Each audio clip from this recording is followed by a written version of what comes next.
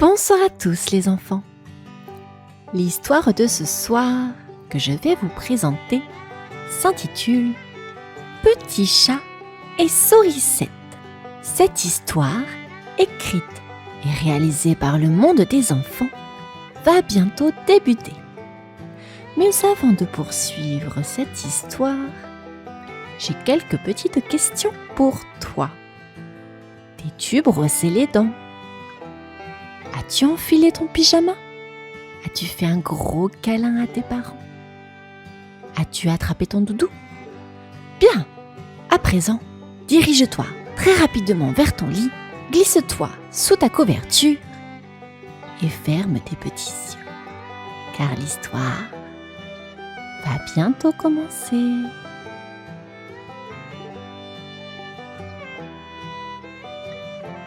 Petit chat adore ses siestes.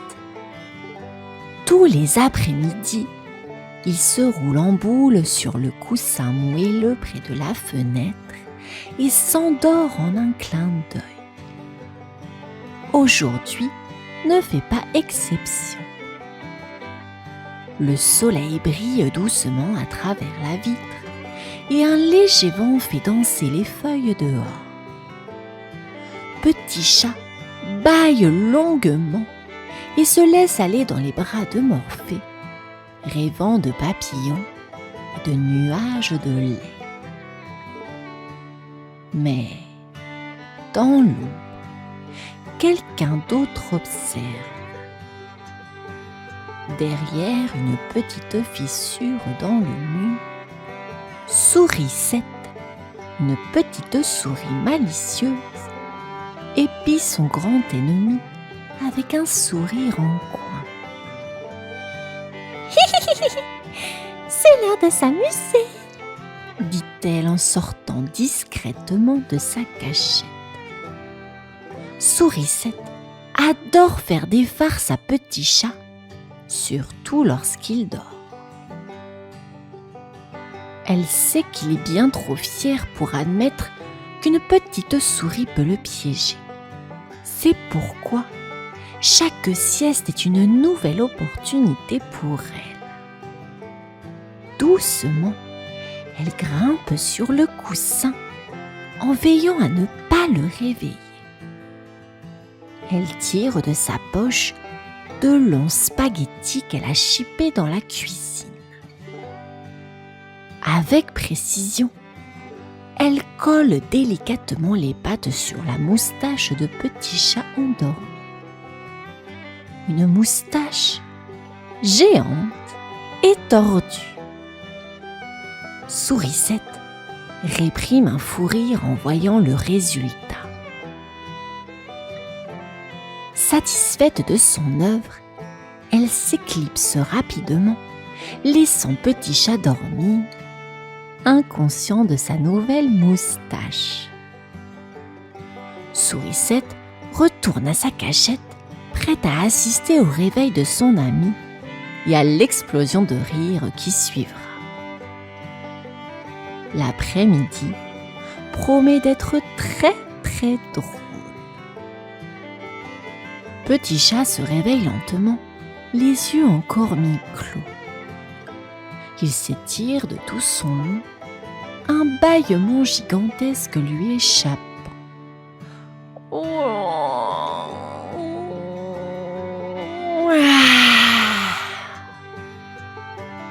Il se sent étrangement léger, comme si quelque chose n'allait pas. Il se lève et d'un bond agile se dirige vers le miroir comme à son habitude. Mais là, en un instant, ses yeux s'écarquillent.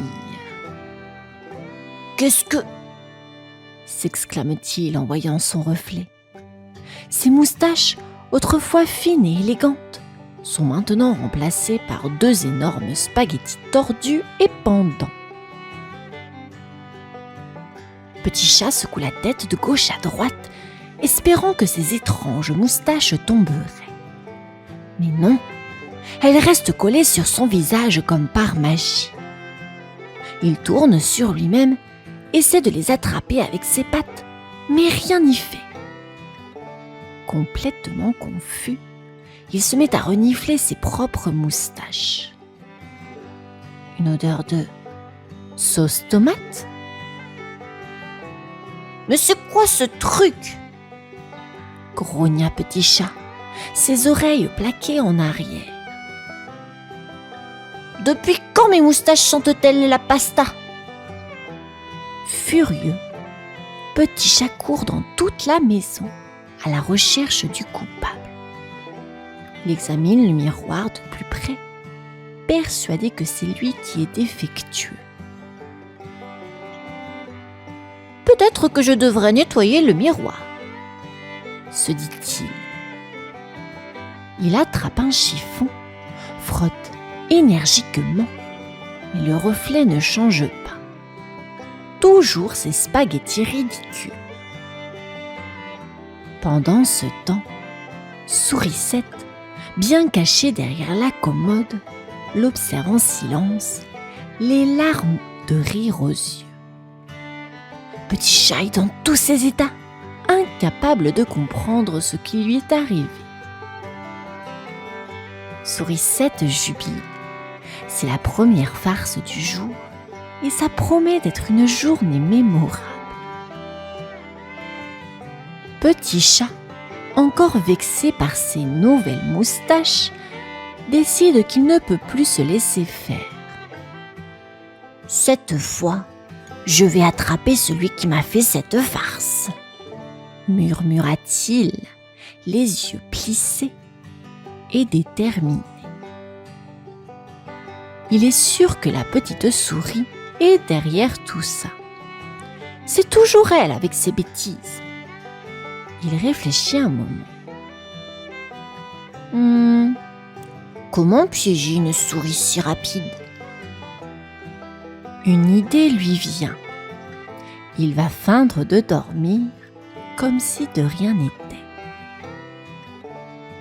Il retourne à son coussin préféré et s'étale de tout son long, fermant les yeux, mais pas complètement. Derrière ses paupières à demi closes, il guette le moindre mouvement. Il ne faudra pas longtemps avant que la souris vienne. Sourisette, cachée dans l'ombre, observe avec méfiance. Tiens, Petit Chat est déjà de retour pour sa sieste. Elle renifle, intriguée. Il se peut qu'il ait baissé sa garde. Oh, c'est l'occasion parfaite pour ma nouvelle farce. Sourisette attrape un oreiller plein de farine qu'elle a soigneusement préparé et se dirige à pas feutrés vers le coussin de Petit Chat. Elle grimpe silencieusement, s'approchant juste assez pour placer l'oreiller sous sa tête. Mais au dernier moment, alors qu'elle est sur le point de déclencher sa farce, Petit Chat bondit dans les airs. « Ah ah! Je t'ai eu !» s'écrie-t-il. Mais Sourisette est plus rapide. D'un geste vif, elle tire sur l'oreiller. La farine explose dans un nuage blanc. Petit Chat est instantanément recouvert de la tête aux pattes, éternuant sans arrêt. Atchou! Atchou! Atchou! Sourisette, toujours plus malicieuse, éclate de rire. Oh, encore raté, Petit Chat! Petit Chat, tout blanc de la tête aux pattes, éternue à répétition.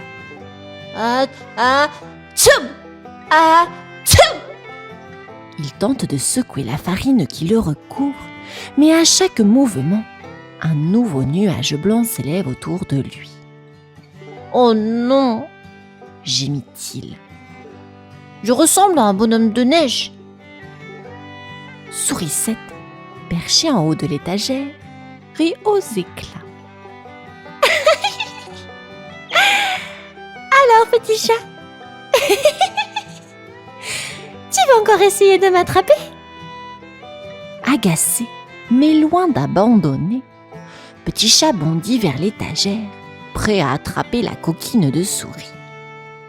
Mais avec toute la farine qui lui brouille la vue, il rate son coup et trébuche sur le coussin moelleux. Bim! Il retombe lourdement sur le sol, soulevant encore plus de poussière de farine dans toute la pièce.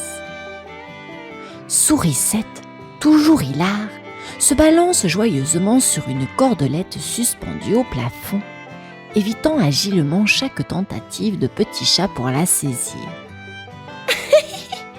Trop long! Trop long! Chante-t-elle en riant. Petit Chat, toujours déterminé à se venger, a une nouvelle idée. Il regarde autour de lui et aperçoit un ventilateur posé sur une table. « Ah ah !» se dit-il. Il le branche discrètement, vise Sourisette et appuie sur le bouton. Le ventilateur s'allume d'un coup, soufflant la farine partout dans la pièce. Mais au lieu de toucher Sourisette, le vent fait voler un tas de coussins, de plumes et même des rideaux.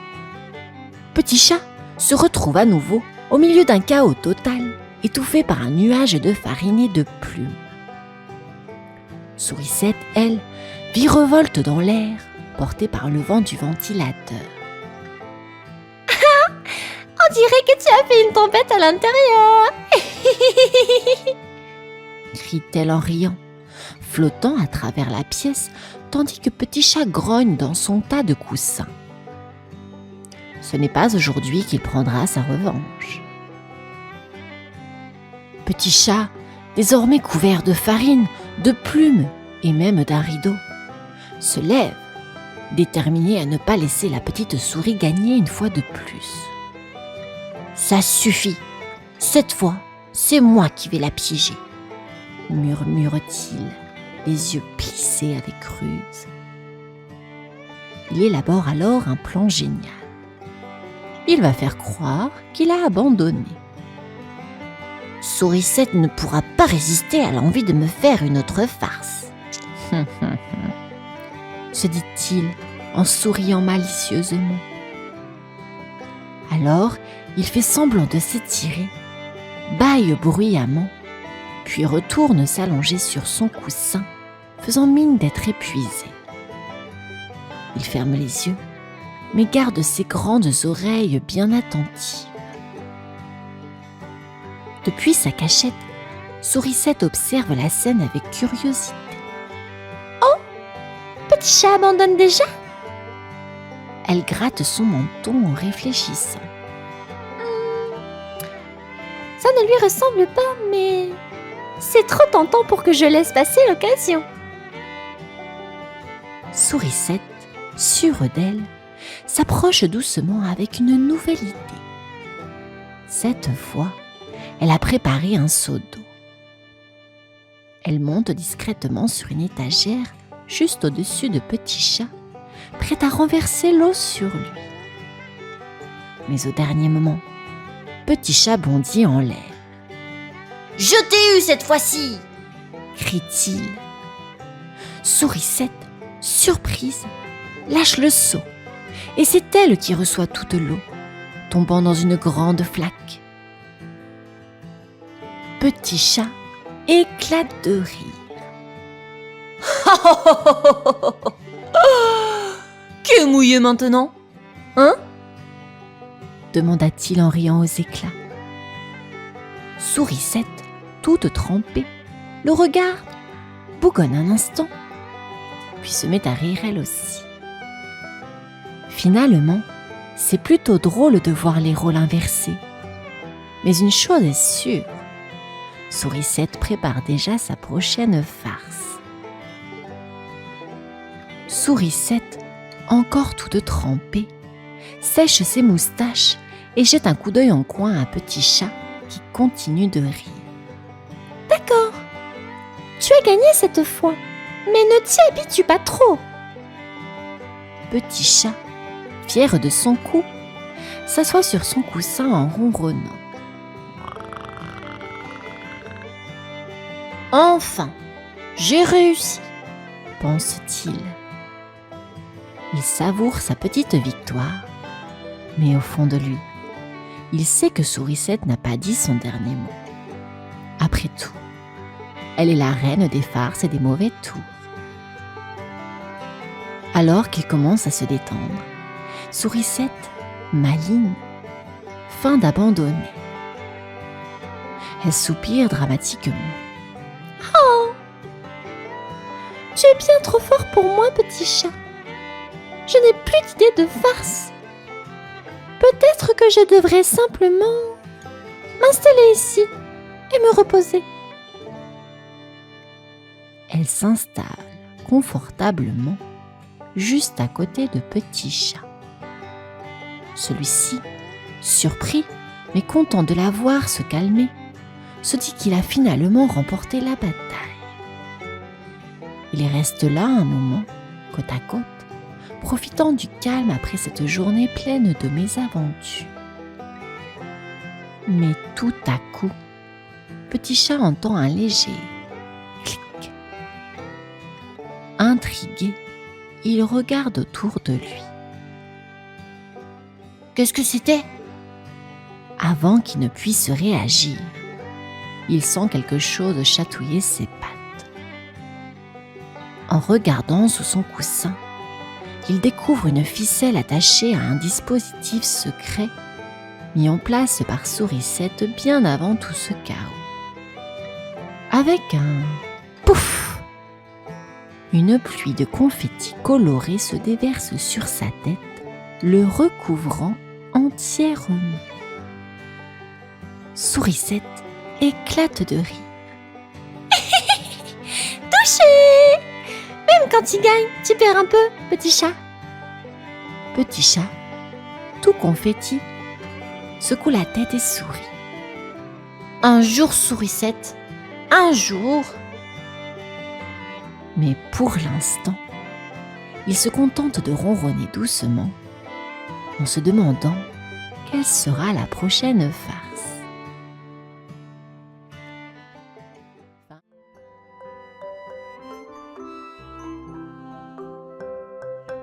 C'était un matin ensoleillé dans la prairie verdoyante où Gigi la chèvre fêtait son anniversaire.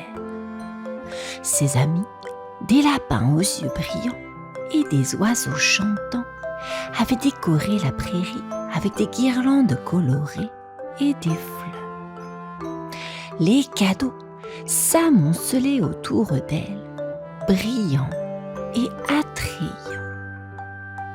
Gigi se balançait d'un pied sur l'autre, le sourire aux lèvres, tandis qu'elle déchirait le papier d'un cadeau.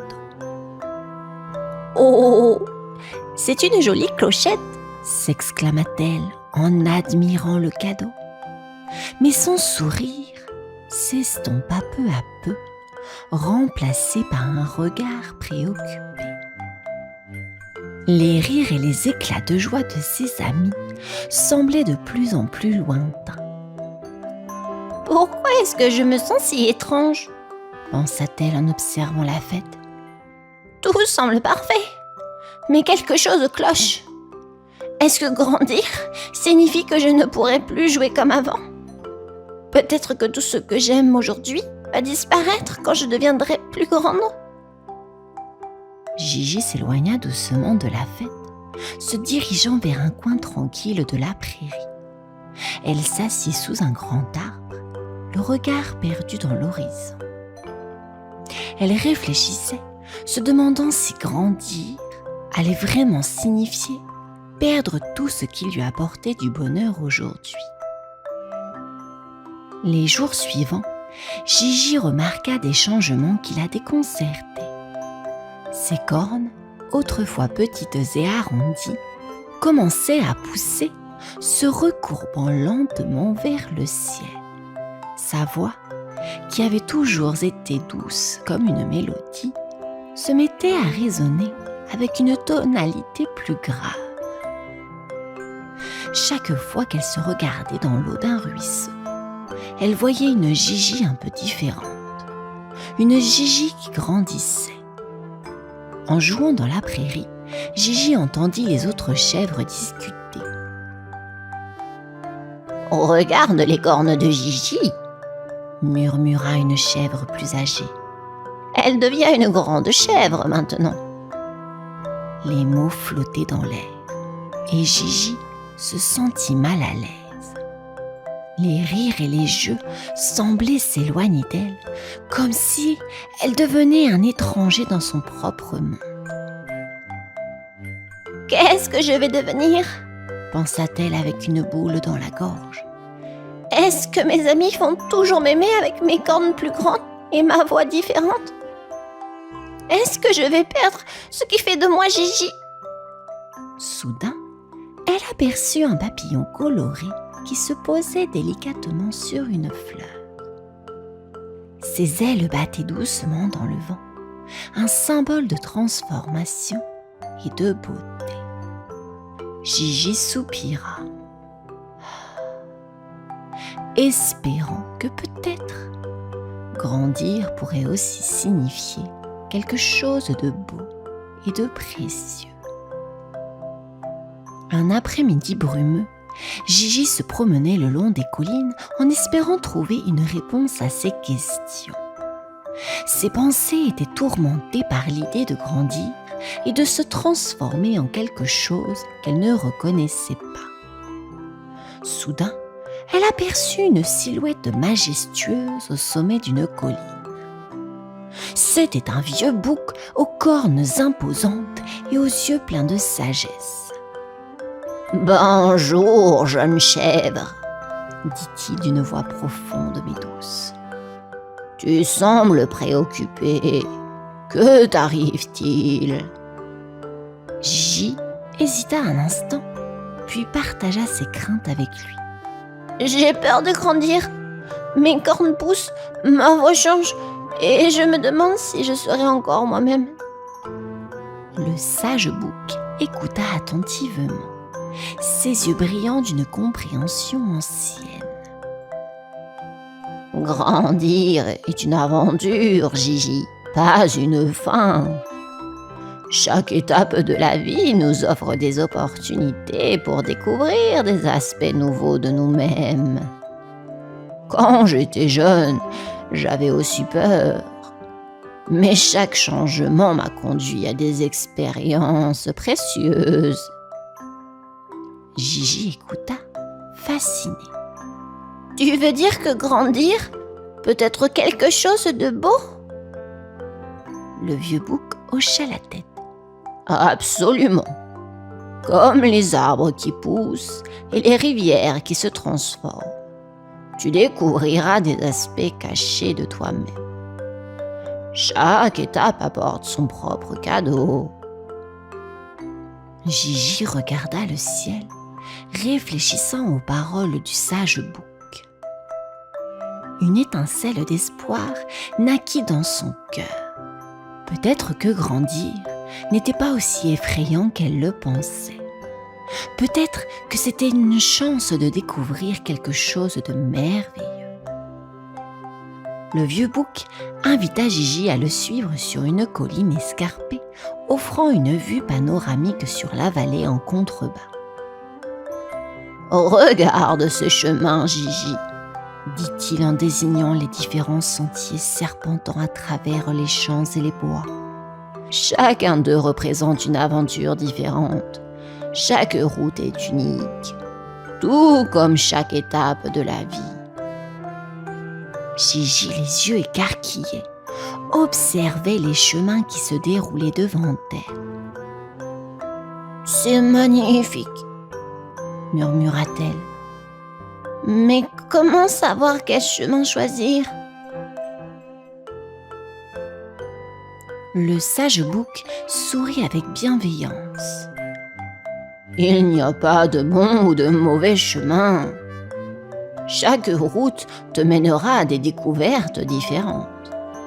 La clé est d'embrasser les changements et de rester curieuse. Les défis que tu rencontreras sur ces chemins te révéleront des aspects de toi-même que tu n'as jamais imaginés. Gigi réfléchit aux mots du vieux bouc alors qu'elle scrutait l'horizon. Le vent soufflait doucement, faisant danser les herbes hautes. Peut-être que chaque chemin est une chance d'apprendre quelque chose de nouveau et de grandir de manière inattendue, pensa-t-elle. Alors qu'elle regardait les sentiers s'étendre devant elle, une nouvelle perspective s'ouvrit à Gigi. Elle se sentait prête à explorer ces chemins avec un cœur grand ouvert, accueillant les changements et les surprises qu'ils apporteraient. Grandir n'était plus une peur, mais une aventure qu'elle était prête à vivre. Armée de la sagesse du vieux bouc, Gigi se lança dans l'exploration des chemins qu'elle n'avait jamais osé emprunter auparavant. Un matin brumeux, elle découvrit une vallée isolée où des montagnes escarpées se dressaient majestueusement. En grimpant, elle trouva des pentes abruptes parfaites pour tester ses nouvelles compétences. « Je ne savais pas que j'étais capable de grimper aussi haut !» pensa-t-elle en atteignant le sommet d'une petite crête. Le panorama qui s'étendait devant elle était stupéfiant. Les vallées en contrebas scintillaient sous le soleil et un vaste champ de fleurs colorées s'étirait à l'horizon. En redescendant, Gigi trouva un groupe de jeunes chèvres qui luttaient pour escalader une petite montagne. Se souvenant des leçons apprises et de sa propre aventure, elle s'approcha pour leur offrir de l'aide. « Voulez-vous un coup de main ?» demanda-t-elle avec un sourire. Les jeunes chèvres, d'abord surprises, acceptèrent avec enthousiasme. En les aidant à gravir la montagne, Gigi découvrit une passion inattendue pour le mentorat. Elle réalisa que ses nouvelles compétences n'étaient pas seulement pour elle-même, mais aussi pour partager et guider les autres. Ce jour-là, Gigi trouva plus qu'un nouveau talent. Elle découvrit le plaisir d'aider et d'inspirer les autres. Le vent soufflait doucement, portant avec lui une promesse de nouveaux défis et de nouvelles découvertes. Gigi se sentit prête à embrasser pleinement cette nouvelle phase de sa vie. Non seulement comme une exploratrice, mais aussi comme une guide bienveillante. Les jours passaient et Gigi s'épanouissait dans ses nouveaux rôles et découvertes. Elle se sentait maintenant confiante en ses capacités et la vallée semblait lui appartenir. Un matin, alors qu'elle se promenait le long d'un ruisseau scintillant, elle remarqua un groupe de jeunes chèvres en difficulté. Ils essayaient de traverser un gué caillouteux, mais l'eau glaciale les faisait hésiter. Sans hésiter, Gigi s'approcha et leur offrit son aide. « Laissez-moi vous montrer comment faire !» proposa-t-elle avec douceur. Elle utilisa ses nouvelles compétences pour guider les jeunes chèvres, leur montrant où poser les pieds et comment traverser en toute sécurité. Chaque pas qu'elle faisait semblait confirmer sa nouvelle compréhension de la croissance et de ses avantages. Alors que les jeunes chèvres rejoignaient l'autre rive, elles la remercièrent avec des yeux admiratifs. Gigi se sentit pleine de gratitude, non pas pour le défi qu'elle avait relevé, mais pour la possibilité de partager ce qu'elle avait appris. En regardant le ciel, Gigi réalisa que grandir n'était pas une fin, mais un début. Un passage à travers lequel elle avait trouvé sa place. Ses craintes s'étaient dissipées, laissant place à une acceptation profonde et à une joie sincère. Elle se dirigea vers un sentier inconnu, prête à accueillir les prochaines aventures avec un cœur ouvert, prête à continuer son voyage avec confiance et curiosité.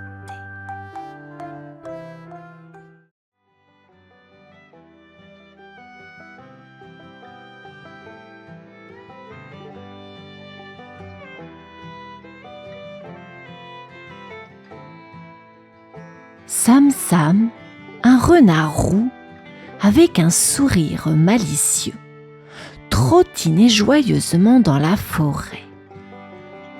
Il aimait inventer des farces et aujourd'hui, il cherchait sa prochaine idée.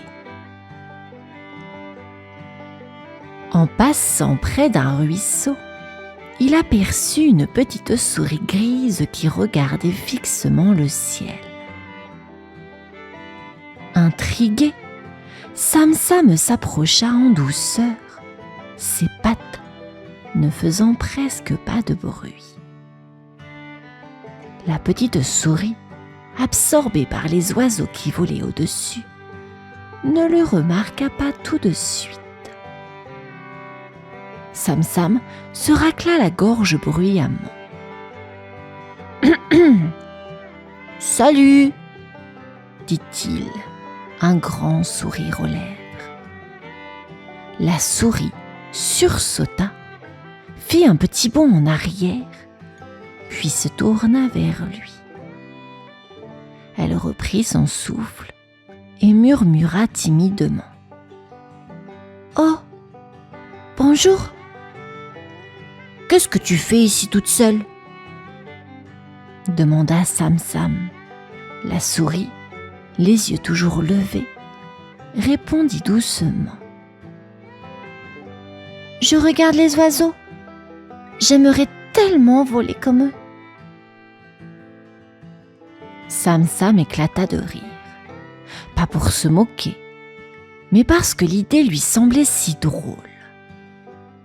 Une souris qui vole, quelle drôle de farce cela pourrait être. Mais la souris, qui s'appelait Mira, avait un regard si sérieux que Sam Sam se calma. « Et si on fabriquait des ailes ?» proposa-t-il. Mira ouvrit grand les yeux, un peu surprise par cette idée folle, mais aussi très excitée. « Tu crois que c'est possible ? » « Tout est possible avec un peu de malice, » répondit Sam Sam. C'est ainsi que commença l'aventure du renard farceur et de la petite souris rêveuse. Sam Sam n'avait peut-être pas encore de plan, mais il était prêt à tout pour voir jusqu'où cette idée les mènerait. Le lendemain, Sam Sam et Mira se retrouvèrent près du ruisseau. Sam Sam, toujours plein d'énergie, avait des tas d'idées en tête. « Bon, pour fabriquer des ailes, il nous faut des matériaux, » déclara-t-il avec confiance. Mira, un peu hésitante, suivit Sam Sam à travers la forêt. Ensemble, ils ramassèrent des feuilles larges et solides, des branches souples et quelques écorces légères. Sam Sam grimaçait en tirant des écorces trop lourdes et Mira se tordait les moustaches de rire. « On y arrivera, tu verras !» la rassura Sam Sam. De retour près du ruisseau, Sam Sam commença à assembler les matériaux. Il attacha des feuilles aux branches en utilisant de l'herbe pour les maintenir en place. Mira, fascinée, regardait ses petites pattes nouer les feuilles comme de petites cordes. « Voilà !» s'exclama Sam Sam fièrement, en posant son chef-d'œuvre devant Mira. « Les ailes ressemblaient un peu à un éventail géant tout chiffonné. Mira hocha la tête, impressionnée par la créativité de Sam Sam. Je vais les essayer, dit-elle, un peu nerveuse. Sam Sam attacha les ailes sur le dos de Mira. Elle prit une grande inspiration et fit un bond maladroit. Les ailes se balancèrent de gauche à droite et Mira atterrit sur le sol avec un plouf dans une flaque d'eau. Sam Sam ne put s'empêcher de rire et Mira le rejoignit rapidement, éclaboussant un peu d'eau autour d'elle. Bon, ça demande encore quelques ajustements, admit Sam Sam en essuyant ses larmes de rire. Mais au fond de lui, il commençait à croire que ce rêve fou pourrait vraiment devenir réalité. Sam Sam et Mira étaient prêts pour de nouveaux essais. Après quelques ajustements, ils se dirigèrent vers une petite colline douce, parfaite pour tester les ailes. Sam Sam avait renforcé les feuilles et ajouté des plumes tombées d'oiseaux qu'ils avaient trouvées. Cette fois, ça va marcher, dit-il, confiant. Mira, un peu nerveuse, regardait la colline. J'y vais ? demanda-t-elle, une patte tremblante. Sam Sam hocha la tête. Allez, Mira, tu es prête ? Avec les ailes attachées à son dos, Mira avança jusqu'au bord de la colline. Elle inspira profondément et ferma les yeux. Puis, elle sauta. Les ailes se déployèrent, mais pas comme prévu. Elles battirent dans tous les sens et Mira roula dans l'herbe jusqu'en bas de la colline. Sam Sam courut pour la rejoindre, les yeux écarquillés. « Oh, Mira, ça va ?» s'exclama-t-il. Mira se releva, un peu étourdie, mais éclata de rire. « Ça chatouille !» dit-elle en riant.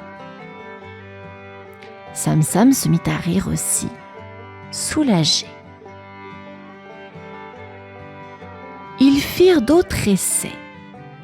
À chaque chute, Sam Sam ajustait les ailes, ajoutant des feuilles plus solides et renforçant les attaches. Mira ne se décourageait jamais. Même après avoir fini la tête la première dans un buisson, elle sortait en riant, décoiffée, mais toujours motivée.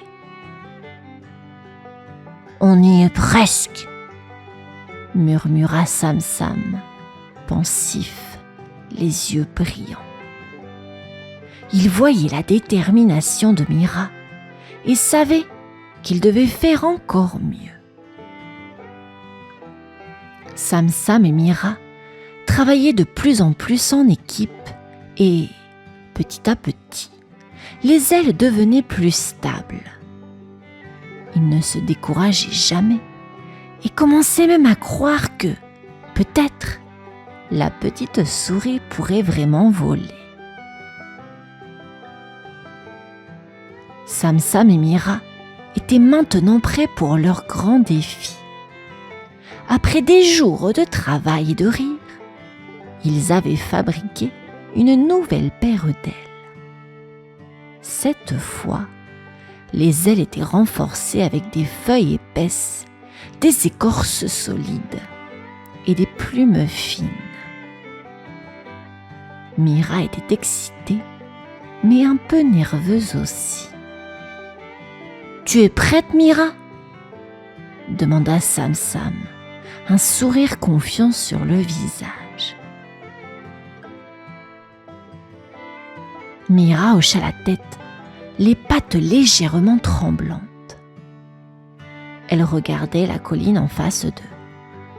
Cette fois, c'était une colline plus haute, avec une petite brise qui soufflait doucement. « Je suis prête !» répondit-elle avec courage. Sam Sam l'aida à attacher les ailes solidement. « N'oublie pas de sauter et de battre un peu des ailes !» lui rappela-t-il comme un véritable coach. Mira prit une grande respiration, se concentra et commença à courir vers le bord de la colline. Son cœur battait fort, mais elle ne s'arrêtait pas. Arrivée au bord, elle fit un bond en avant, fermant les yeux. Sam Sam retint son souffle, les yeux grands ouverts.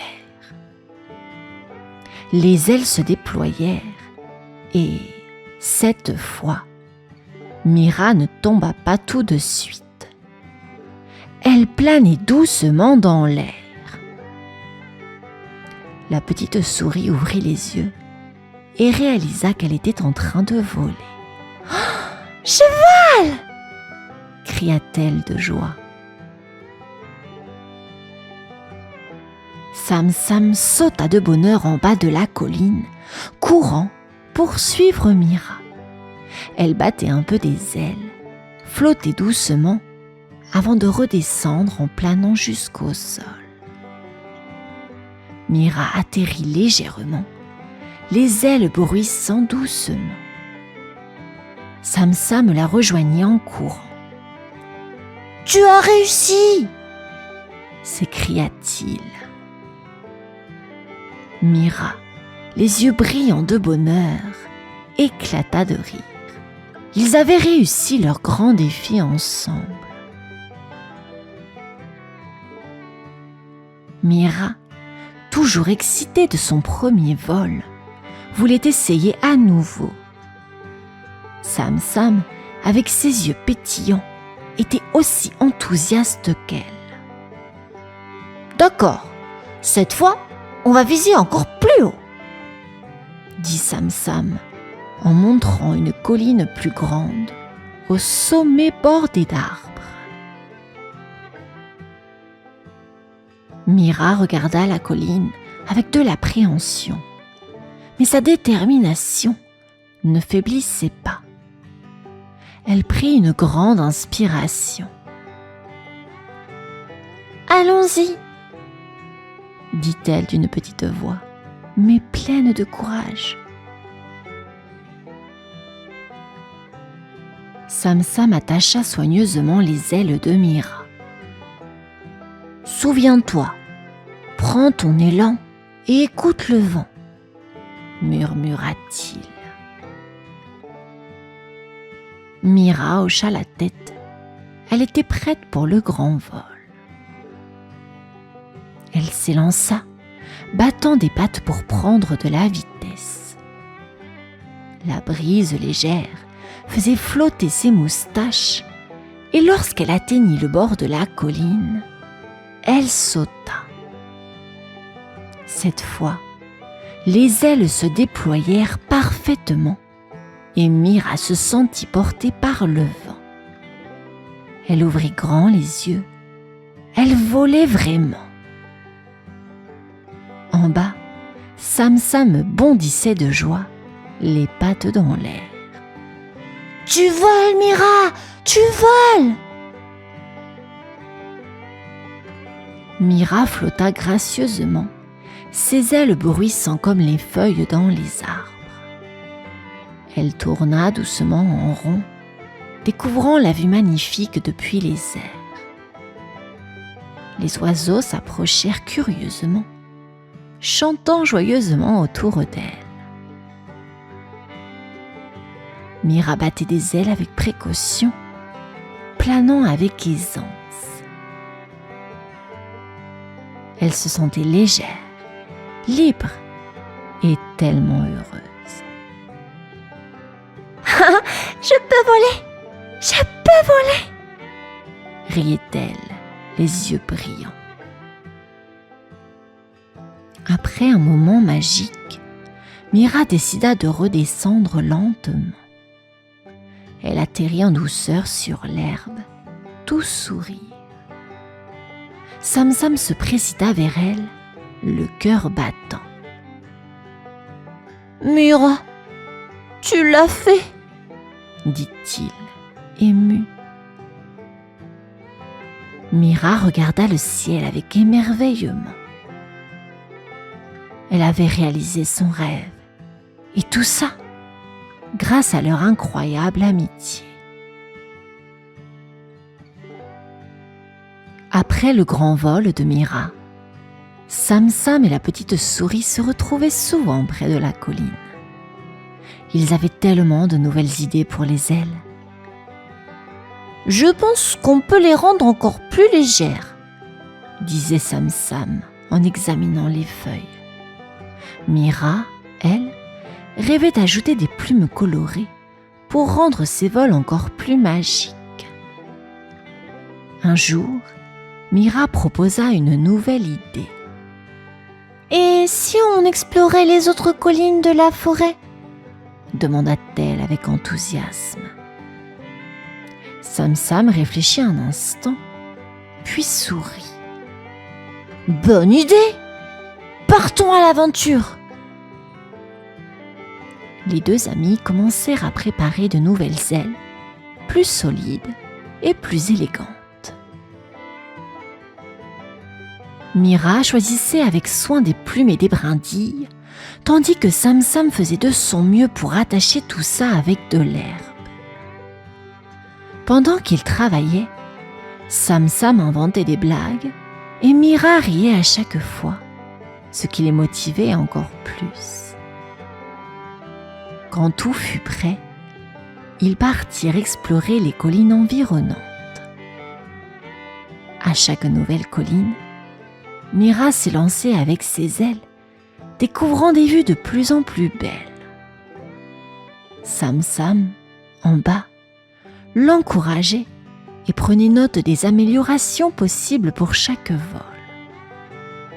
Il s'amusait tellement qu'il ne voyait pas le temps passer. À la fin de chaque journée, Sam Sam et Mira s'asseyaient ensemble au bord du ruisseau, admirant le coucher du soleil. « J'ai encore plein d'idées pour nos prochaines ailes, » dit Sam Sam en souriant. Mira hocha la tête, les yeux pleins d'étoiles. Elle n'avait jamais imaginé qu'elle pourrait réaliser son rêve, et tout ça grâce à l'amitié et à la créativité de Sam Sam. Ils avaient encore beaucoup d'aventures à vivre ensemble. Un pied sur terre et l'autre dans les airs.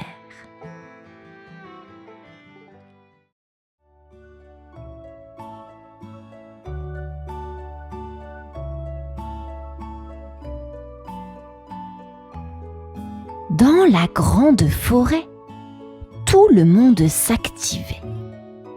C'était bientôt Noël et les animaux s'affairaient à décorer leurs sapins.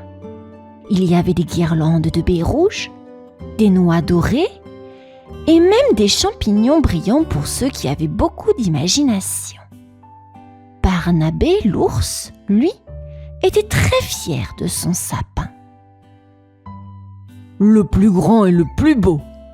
disait-il à qui voulait bien l'entendre. Et c'était vrai.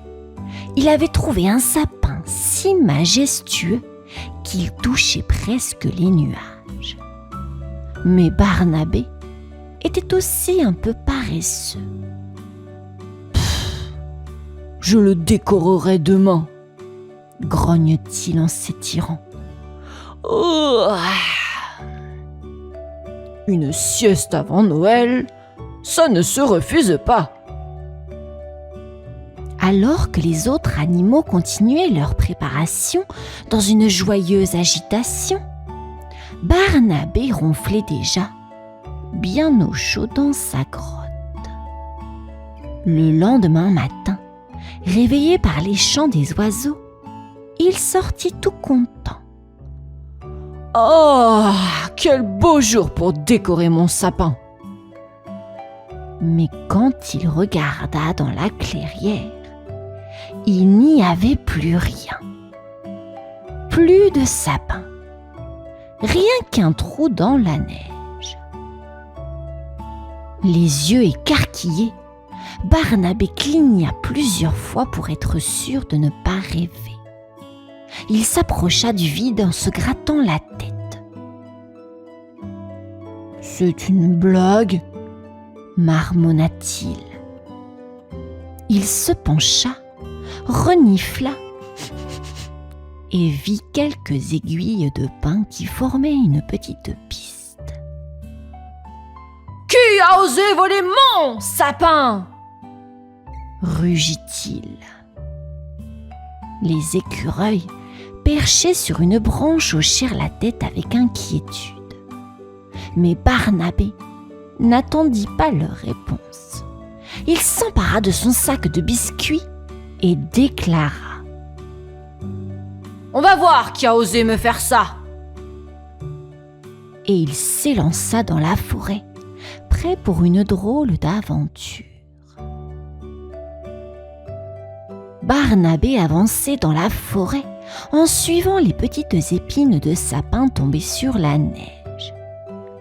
Chaque pas le rendait plus curieux, mais aussi un peu grognon. « Sérieusement, qui pourrait vouloir mon sapin ? Il était parfait et il était à moi !» marmonna-t-il en croquant un biscuit au miel pour se calmer. Soudain, il aperçut une silhouette qui courait entre les arbres. C'était Marcel, le renard farceur, avec sa queue touffue qui traînait derrière lui. « Marcel !» cria Barnabé. « Viens ici tout de suite !» Le renard s'arrêta net, les oreilles dressées. Il se retourna avec un sourire innocent, comme s'il n'avait rien fait de suspect. « Salut Barnabé, tu as l'air contrarié. » dit-il en sifflotant. « Contrarié ? Quelqu'un a volé mon sapin. Tu sais quelque chose ?» Marcel fit mine de réfléchir en se grattant le menton.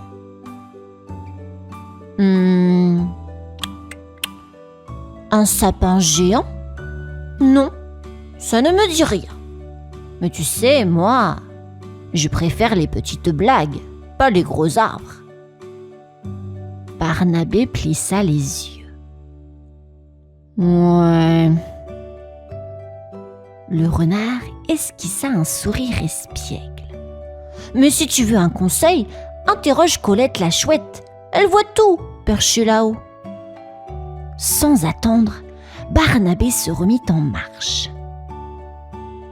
Merci Marcel, mais si je découvre que c'est toi, je te ferai manger mes biscuits trop cuits, grogna-t-il en s'éloignant. Marcel ricana doucement, mais ne dit rien. La piste d'épines continuait, et Barnabé était bien décidé à trouver la vérité. « Colette la chouette, hein ? Elle a intérêt à avoir de réponses !» murmura-t-il en croquant un autre biscuit pour se donner du courage. Barnabé arriva près du grand chêne où vivait Colette la chouette. Elle était perchée tout en haut, en train de lisser ses plumes. « Colette !» cria Barnabé. « Descends ! J'ai besoin de toi !» La chouette ouvrit un œil, puis l'autre, et hocha la tête avec sagesse. toujours à crier, Barnabé. Que veux-tu? Mon sapin, il a disparu. On m'a dit que tu avais peut-être vu quelque chose. Colette gonfla ses plumes. Cette nuit, j'ai vu une silhouette grande et trapue traîner un arbre dans la neige. Barnabé fronça les sourcils. Grande trapue? Comme un ours? Non, non, pas toi, voyons. La silhouette a filé vers la rivière.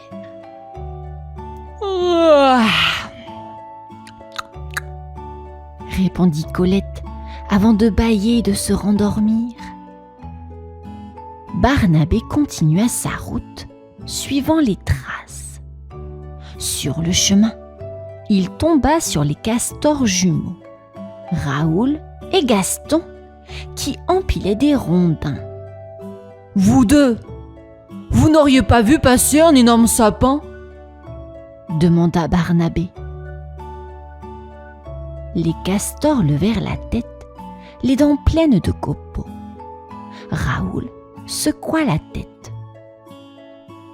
Pas vu, trop gros pour nous. Gaston ajouta en riant. Et puis, on préfère les arbres qui flottent. Barnabé soupira. Ouais. Si c'est pas vous, je continue. Mais si je découvre quelque chose, je reviens avec un barrage plein de biscuits trempés. Raoul et Gaston éclatèrent de rire, mais Barnabé ne s'attarda pas. La rivière, hein? J'y arriverai, même si je dois manger tout mon sac de biscuits pour ça, grogna-t-il en repartant. Barnabé suivit les traces jusqu'à la rivière gelée. Là, il trouva une drôle de scène. Des empreintes de petites pattes entouraient une clairière et au milieu, son sapin. Enfin, presque. Le pauvre sapin était décoré n'importe comment. Des chaussettes, des casseroles, des rubans qui traînaient par terre. On aurait dit un vrai bazar de forêt. Mais qu'est-ce que c'est que ça?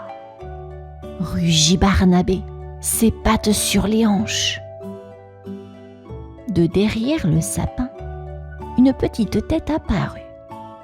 C'était un blaireau, avec une chaussette sur une oreille. « Oh, bonjour Barnabé !» dit le blaireau, un peu nerveux. « Ne bonjour pas! Qu'est-ce que vous faites avec mon sapin ?» grogna Barnabé. D'autres petits blaireaux sortirent de leur cachette, tous avec des objets bizarres. L'un tenait une louche, un autre une casserole. Ils baissèrent les yeux, gênés. On pensait qu'il était abandonné, alors on l'a pris pour notre fête secrète, avoua le plus courageux. Barnabé leva les yeux au ciel. Mon sapin, abandonné? Vous plaisantez? Il est tellement beau qu'il ferait pleurer un hibou. Les blaireaux se mirent à parler tous en même temps. Oh, désolé Barnabé, on voulait juste un arbre pour notre fête, mais on a fait n'importe quoi. L'ours les regarda en grognant un peu, mais au fond, il trouvait leur décoration tellement ridicule qu'il faillit éclater de rire. Bon, écoutez, je ne suis pas content, mais peut-être qu'on peut arranger ça ensemble. Les petits blaireaux relevèrent la tête, leurs yeux brillants. Ils avaient une chance de se rattraper. Barnabé croisa ses grosses pattes devant son torse et lança un regard sévère au petit blaireau. Vous avez complètement massacré mon sapin. Des chaussettes, des casseroles. Et c'est quoi ça? Une botte? Grogna-t-il en montrant une vieille botte suspendue à une branche. Les blaireaux se regardèrent, gênés. L'un d'eux murmura: c'était pour faire drôle. Barnabé grogna encore plus fort, si bien que les blaireaux reculèrent d'un pas. Mais au fond, il avait du mal à rester fâché. Avec leurs petites bouilles rondes et leurs oreilles tombantes, ils avaient l'air vraiment désolés. Bon, écoutez-moi bien, bande de rigolos. Si vous voulez une vraie fête, il va falloir réparer ça. Et je ne plaisante pas, déclara-t-il en secouant une branche pleine de chaussettes. Les blaireaux hochèrent la tête à toute vitesse. Oui, Barnabé, on va tout arranger. Bien, alors au travail. Mais d'abord, il faut débarrasser tout ce bazar. Pas de casserole, pas de bottes. Mon sapin doit être beau, pas ridicule. Les blaireaux se mirent aussitôt à courir partout, ramassant les objets farfelus qu'ils avaient accrochés. Pendant ce temps, Barnabé sortit son sac de biscuits et les distribua. Allez, un peu de miel, ça donne de l'énergie, dit-il en mâchant bruyamment. Petit à petit, le sapin reprenait vie. Les guirlandes étaient refaites avec des baies rouges et des branches de houx. Les blaireaux travaillaient dur et Barnabé supervisait, la patte levée comme un chef. Quand ils finirent, l'ours regarda l'arbre avec fierté. Pas mal. Mais il manque encore une petite touche magique, murmura-t-il en souriant. La nuit commençait à tomber et la forêt s'illuminait de petites étoiles scintillantes. Tous les animaux s'étaient rassemblés autour du grand sapin de Barnabé qui brillait maintenant de 1000 feux. Barnabé tapota une dernière branche. Voilà, là, c'est parfait. Le plus beau sapin de toute la forêt. Vous avez bien travaillé, les blaireaux. Les petits blaireaux sourirent jusqu'aux oreilles, fiers de leur travail.